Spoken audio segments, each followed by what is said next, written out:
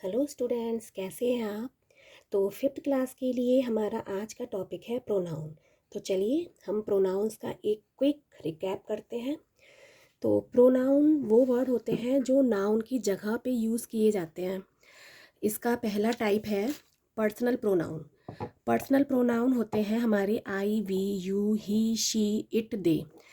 इनका एक subjective form होता है और एक ऑब्जेक्टिव फॉर्म होता है। अब इनमें डिफरेंस क्या होता है। सब्जेक्टिव फॉर्म वो होते हैं जो वर्ब से पहले यूज़ किए जाते हैं किसी प्रोनाउन के, और ऑब्जेक्टिव फॉर्म वो होते हैं जो वर्ब के बाद यूज़ किए जाते हैं। जैसे यदि हमें किसी सेंटेंस में मेन वर्ब से पहले कोई प्रोनाउन डालना है तो वो इस फॉर्म में आता है I, we, you, he, she, it, दे।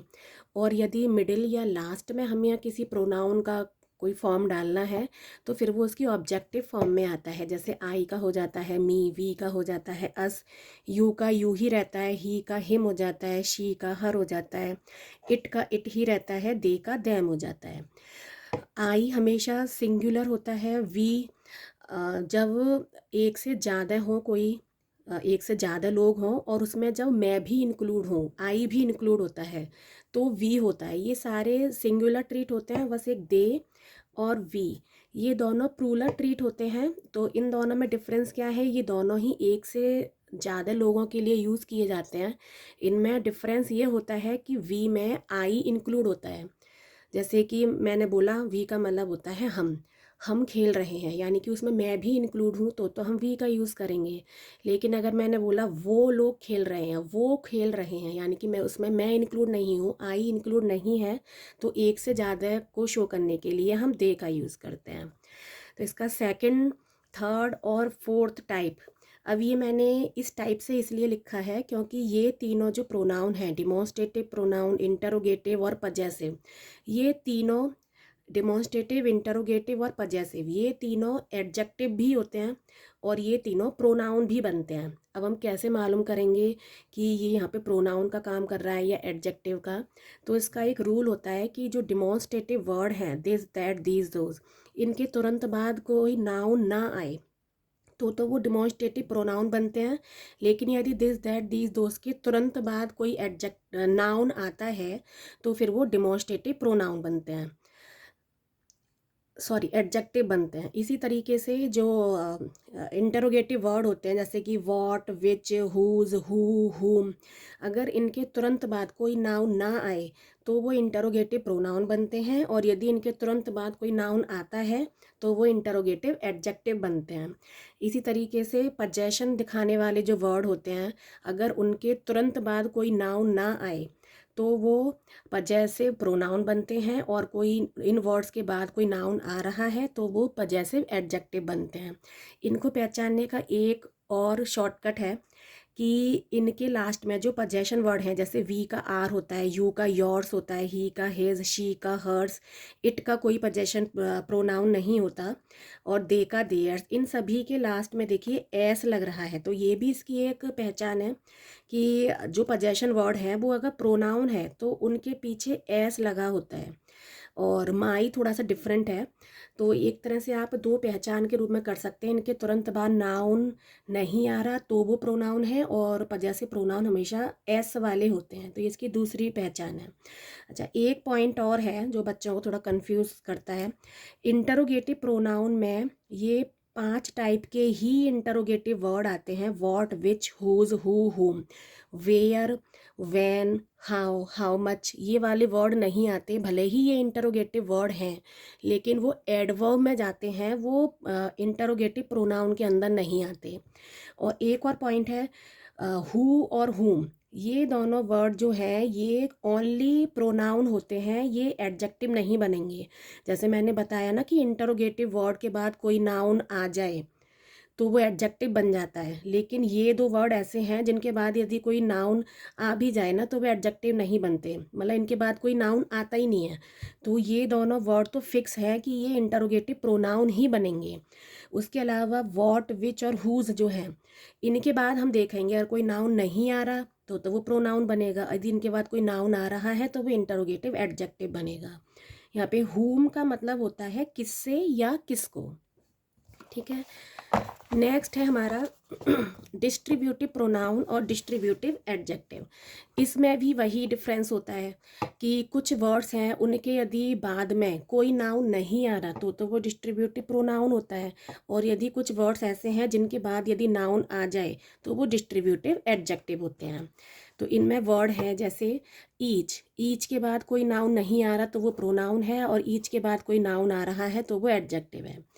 ऐसे ही कुछ चेंजेस भी हैं, जैसे कि एवरी जो है वो डिस्ट्रीब्यूटिव एडजेक्टिव है क्योंकि इसके बाद नाउन आता है, लेकिन वो डिस्ट्रीब्यूटिव प्रोनाउन नहीं है, बल्कि इसमें थोड़ा सा चेंज करके तब वो डिस्ट्रीब्यूटिव प्रोनाउन बनते हैं। कंडीशन फिर भी वही है कि उसके बाद कोई नाउन नहीं आना चाहिए। जैसे डिस्ट्रीब्यूटिव एडजेक्टिव में एवरी आ रहा है तो डिस्ट्रीब्यूटिव प्रोनाउन में एवरीवन और एवरीबॉडी आना चाहिए। ऐसा नहीं है कि एवरी इधर नॉर्मल कंडीशन में कि एवरी है और इसके बाद कोई नाउन नहीं है तो हमने प्रोनाउन में डाल दिया। एवरी डिस्ट्रीब्यूटिव प्रोनाउन बनता ही नहीं है, बस ये थोड़ा सा ऐड करके तब वो डिस्ट्रीब्यूटिव प्रोनाउन बनता है। सम डिस्ट्रीब्यूटिव एडजेक्टिव है, लेकिन डिस्ट्रीब्यूटिव प्रोनाउन होने के लिए उसमें हम कुछ वर्ड ऐड करते हैं, सम वन, सम वडी। इसका कॉन्सेप्ट वही है उसके बाद, लेकिन कोई नाउन नहीं आना चाहिए। ऐसे ही डिस्ट्रीब्यूटिव एडजेक्टिव है नो, लेकिन डिस्ट्रीब्यूटिव प्रोनाउन होने के लिए उसमें कुछ वर्ड ऐड होने चाहिए, नो वन, नो बडी और नन। नीदर ईदर दोनों में सेम है, नीदर ईदर डिस्ट्रीब्यूटिव एडजेक्टिव भी होते हैं, बस कंडीशन वही है, इसके बाद एक नाउन होना चाहिए। नीदर ईदर डिस्ट्रीब्यूटिव प्रोनाउन भी है, कंडीशन वही है कि इसके बाद कोई नाउन नहीं होना चाहिए। एनी, एनी के बाद कोई नाउन आ रहा है तो वो डिस्ट्रीब्यूटिव एडजेक्टिव, लेकिन एनी डिस्ट्रीब्यूटिव प्रोनाउन भी है, लेकिन एनी वन और एनीबडी ये डिस्ट्रीब्यूटिव प्रोनाउन ही होते हैं, डिस्ट्रीब्यूटिव एडजेक्टिव नहीं बनते। बोथ दोनों कंडीशन में आ सकता है, बोथ के बाद नाउन आ रहा है तो डिस्ट्रीब्यूटिव एडजेक्टिव, बोथ के बाद नाउन नहीं आ रहा तो वो डिस्ट्रीब्यूटिव प्रोनाउन। तो स्टूडेंट्स, मेरा कहने का मतलब है कि ये तीन टाइप और ये डिस्ट्रीब्यूटिव प्रोनाउन, इन चारों में एक ही रूल फॉलो होता है कि इन वर्ड्स के तुरंत बाद यदि कोई नाउन आता है तो वो एडजेक्टिव में जाता है, और कोई नाउन नहीं आता तो वो डिस्ट्रीब्यूटिव प्रोनाउन में जाता है। लेकिन आप इस चीज़ का ध्यान रखेंगे, सेम टू सेम यही वाले वर्ड नहीं होते हैं डिस्ट्रीब्यूटिव प्रोनाउन में, थोड़ा सा चेंज होके होना चाहिए, लेकिन कंडीशन वही है, इसके बाद कोई नाउन नहीं आना चाहिए। ठीक है। नेक्स्ट हमारा टाइप है रिफ्लेक्सिव प्रोनाउन और इम्फेटिक प्रोनाउन। मैंने इनको एक साथ इसलिए रखा है क्योंकि ये एक जैसे होते हैं, बस इनकी प्लेसिंग में थोड़ा सा डिफरेंस होता है। जैसे जो रिफ्लेक्सिव प्रोनाउन होते हैं वो मेन वर्ब के बाद में रखे जाते हैं, और इम्फेटिक प्रोनाउन आफ्टर सब्जेक्ट रखे जाते हैं। इनमें डिफरेंस क्या होता है? रिफ्लेक्सिव प्रोनाउन का मतलब होता है कि जब हम किसी चीज़ पे जोर डालते हैं कि मैं ये काम खुद करूँगा, मैं ये काम अपने आप करूँगा, तो उनको रिफ्लेक्सिव प्रोनाउन बोलते हैं। तो इम्फेटिक फिर क्या है? इम्फेटिक का मतलब है कि इसमें भी हम बोलते हैं कि मैं ये काम खुद करूँगा, लेकिन थोड़ा सा और जोर दे के बोलते हैं कि मैं तो खुद ही करूँगा ये वाला काम, तो थोड़ा सा और जोर दिया जाता है। तो बस इनकी प्लेसिंग में डिफरेंस है, after main verb, after subject. Word सारे वही होते हैं, जैसे आई का माई सेल्फ, वी का आर सेल्फ, याद रखना। जैसे हमने आई का माई सेल्फ किया है तो वी का आर सेल्फ नहीं होगा, क्योंकि वी जो है वो प्रूलर वर्ड है, तो उसका जब हम प्रूलर बनाएंगे तो एफ को हटा के वी ई एस वाला रूल लगाएंगे, जो हम सिंगुलर टू प्रूलर कन्वर्ट करते हैं जब नाउन को, उसमें फॉलो करते हैं।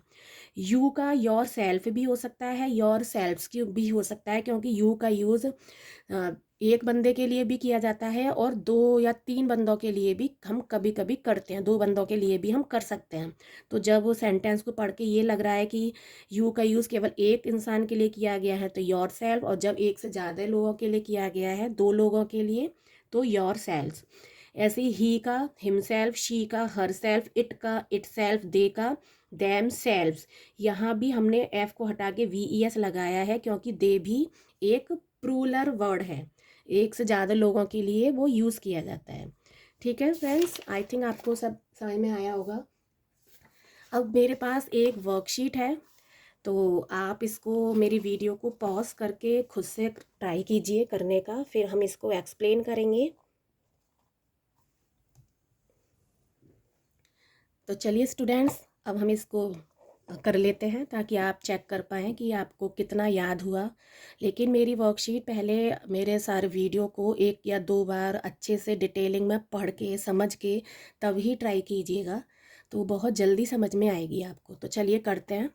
What is this? अब देखिए, वॉट हमें मालूम है इंटरोगेटिव वर्ड है, लेकिन कंडीशन क्या थी इंटरोगेटिव प्रोनाउन के साथ कि उसके बाद कोई नाउन नहीं आना चाहिए, तभी वो एडजेक्टिव प्रोनाउन बनेगा। तो देखिए इसके बाद कोई नाउन नहीं है, तो इसका मतलब ये हमारा प्रोनाउन बन सकता है।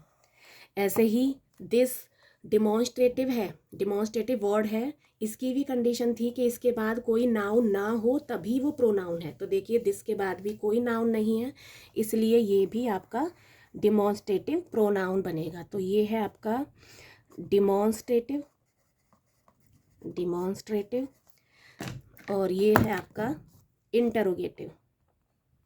मैं शॉर्ट में लिख रही हूँ इंटरोगेटिव। नेक्स्ट है this boy will do this himself. तो देखिए दिस दैट दीज दो डिमॉन्स्ट्रेटिव होते हैं, लेकिन इसके तुरंत बाद एक नाउन आ रहा है, इसलिए ये एडजेक्टिव बनेगा ना कि प्रोनाउन। ये देखिए दिस दैट दीज दो के बाद कोई नाउन आएगा तभी वो एडजेक्टिव बनेगा। अब इसके बाद तो कोई नाउन नहीं आ रहा है, तो यहाँ पे ये हमारा बन सकता है, ये डिमॉन्स्ट्रेटिव प्रोनाउन है क्योंकि इसके बाद कोई नाउन नहीं है।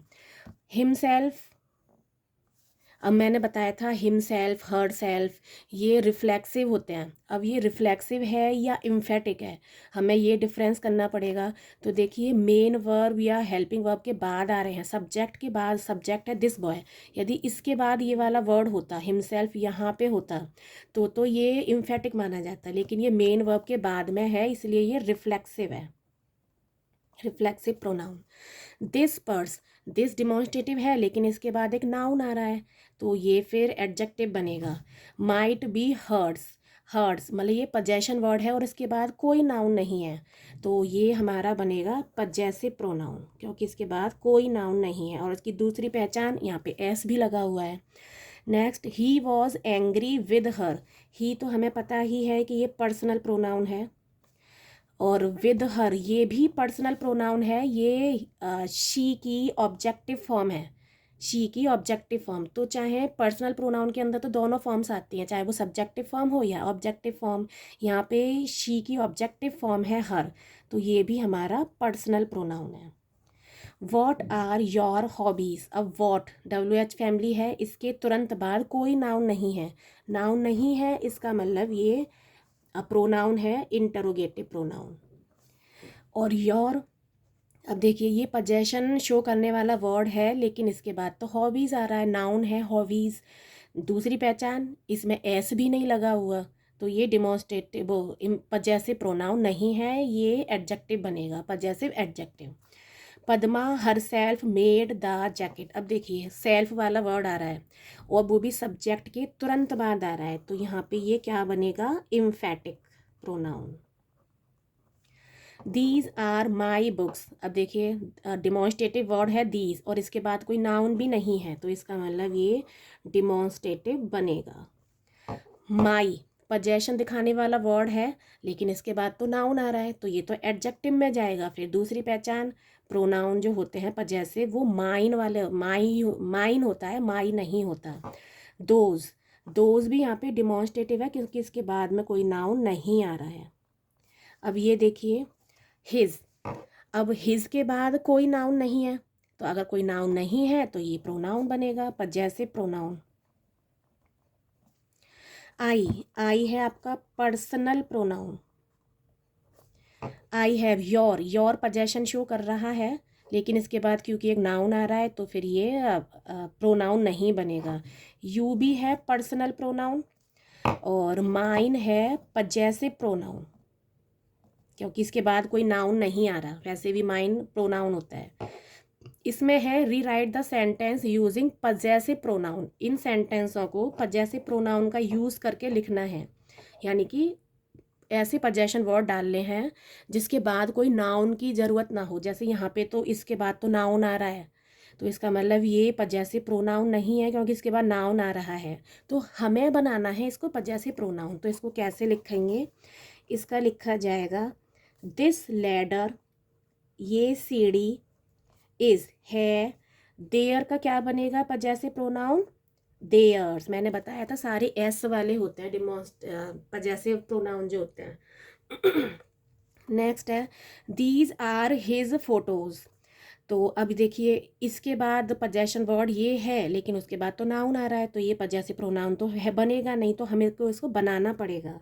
तो हम इसको बनाएंगे दीज फोटोज आर हिज, क्योंकि हिज तो दोनों ही कंडीशन में हम ऐसा तो नहीं करेंगे, सारे एस वाले होते हैं तो इसके आगे एक और एस लगा देंगे। ये दोनों ही कंडीशन में, चाहे वो पजेसिव एडजेक्टिव हो चाहे पजेसिव प्रोनाउन हो, दोनों ही कंडीशन में ये हिज रहता है।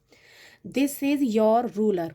तो देखिए अब यहाँ पे योर पजेशन दिखाने वाला वर्ड है, लेकिन इसके बाद तो नाउन आ रहा है। वैसे भी ये एस की फॉर्म में भी नहीं है, दूसरी इसकी पहचान। तो इसको हम बनाएंगे दिस रूलर इज योर्स। ठीक है, नेक्स्ट देखते हैं दिस इज आर कार। अब दैट इज आर कार। अब देखिए आर के बाद पजेशन दिखा रहा है कि हमारी कार है, पजेशन वर्ड है, लेकिन क्योंकि इसके बाद नाउन आ रहा है तो ये भी हमें बनाना पड़ेगा। तो कैसे बनाएंगे, that car is ours. Okay students, चलिए नेक्स्ट करते हैं। Complete the following using what, who, हुम, विच, यानी कि इंटरोगेटिव वर्ड का यूज़ करके हमें यहाँ पे कुछ फिल करना है। Dash is your favourite author. तुम्हारा फेवरेट ऑथर कौन है। तो कौन के लिए मतलब किसी इंसान के लिए हम हु का यूज़ करते हैं, किसी नॉन लिविंग चीज़, हु और हुम का यूज़ हम करते हैं किसी लिविंग चीज़ के लिए, और विच और वॉट का यूज़ करते हैं हम नॉन लिविंग चीज़ के लिए। तो ऑथर तो लिविंग है, तो who is your favourite author. Dash has broken the cup. Cup किसने तोड़ा है, तो फिर वही हु या हु में से ही आए, क्योंकि तोड़ने वाला कोई इंसान ही होगा, लिविंग चीज़ होगी। तो who has broken. Dash did you meet. तुम कौन मिले तो हम नहीं बोल सकते, इंसान से मिला होगा तो, लेकिन हु का मतलब होता है कौन। तुम कौन मिले का तो कोई सेंस नहीं है, तुम किससे मिले। तो मैंने अपने नोट्स में आपको बताया था किससे या किसको के सेंस में हम हु का यूज़ करते हैं।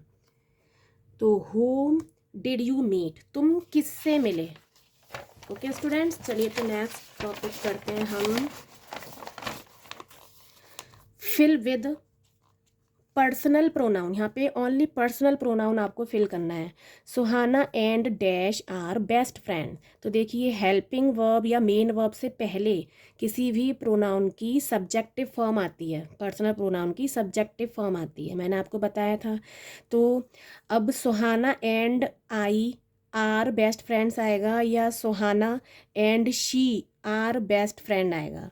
तो यहाँ पे आएगा सुहाना एंड शी,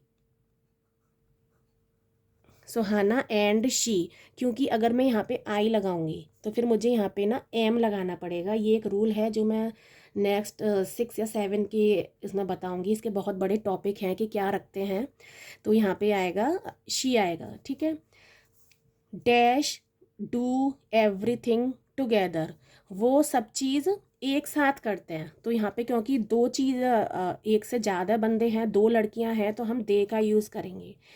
वी का यूज़ भी दो लोगों के लिए होता है, लेकिन हम क्यों नहीं कर सकते, क्योंकि वी में आई इंक्लूड नहीं है। अगर मैं यहाँ पे आई डालती किसी वजह से, अगर मैं यहाँ पे एम होता, तो मैं अगर यहाँ पे आई डालती तो फिर मैं यहाँ पे वी का यूज़ करती, क्योंकि अगर किसी चीज़ में मैं भी इंक्लूड हूँ यानी कि आई, तो फिर वहाँ पे हम वी का यूज़ करते हैं दो लोगों को दिखाने के लिए।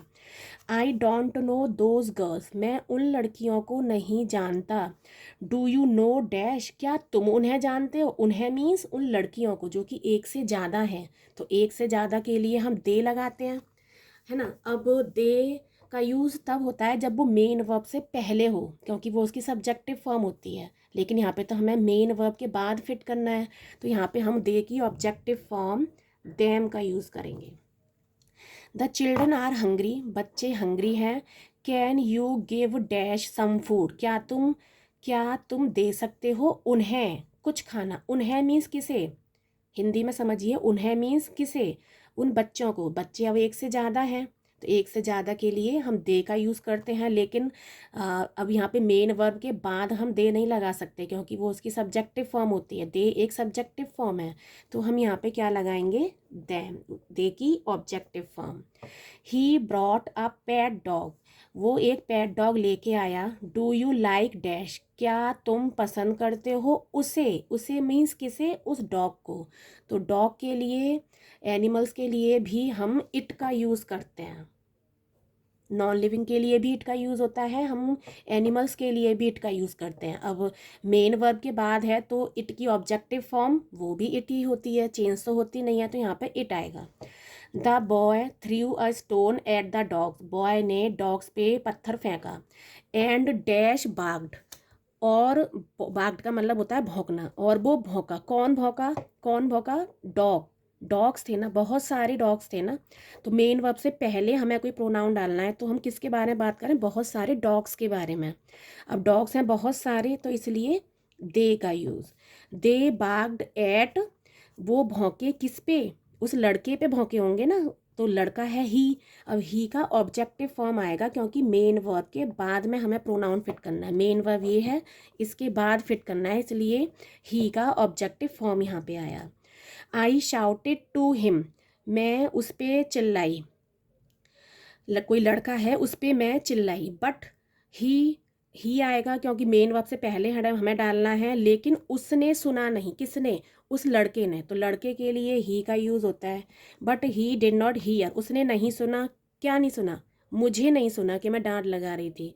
मुझे, मुझे मीन्स आई को, और आई का ऑब्जेक्टिव फॉर्म आएगा क्योंकि मेन वर्ब है हियर, उसके बाद हमें डालना है। ठीक है। Dash are going for a picnic, अब ये देखिए यहाँ पे आर आ रहा है, यानी कि प्लूरल यहाँ पे वर्ब है, तो या तो यहाँ पे वी आ सकता है या फिर यहाँ पे दे आ सकता है।